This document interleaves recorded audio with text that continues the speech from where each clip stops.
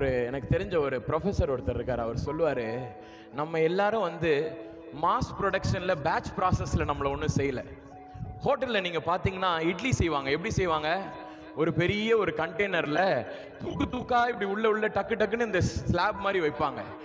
டக்கு டக்குன்னு எண்ணெயை அந்த மாவை ஊற்றுவாங்க, பேட்டர் ஊற்றுவாங்க, கடன்னு உள்ளே வைப்பாங்க. கொஞ்ச நேரத்துக்கு அப்புறம் அப்படியே எல்லாத்தையும் வெளியில் எடுப்பாங்க. சுட சுட இட்லி வந்துடும். ஒருத்தரையும் ஆண்டவர் அப்படி செய்யவே இல்லை.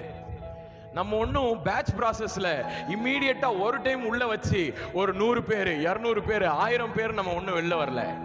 ஒவ்வொருவரையும் அவர் கையை வச்சு அவர் படைத்திருக்கிறார். ஹல்லேலூயா. அப்போ இன்னைக்கு எனக்கு ஒரு சுகவீனம் வந்துச்சுன்னா அவர் இறங்கி எனக்கு அற்புதம் செய்கிற தேவனாக இருக்கிறார். ஹல்லேலூயா. அவருக்கு தெரியும் நான் யாருன்னு அவருக்கு தெரியும். அவர் கண்களில் நான் எவ்வளவு விலையேற பெற்றவன் என்று அவருக்கு தெரியும். நீ நேர ஹாஸ்பிட்டலுக்கு போ, அங்கதான் உன்னை சுகப்படுத்துவாங்கன்னு சொல்லிட்டு அவர் கூட்டமா அனுப்ப சொல்லல. அவர் he takes care of each and every one of you. Hallelujah.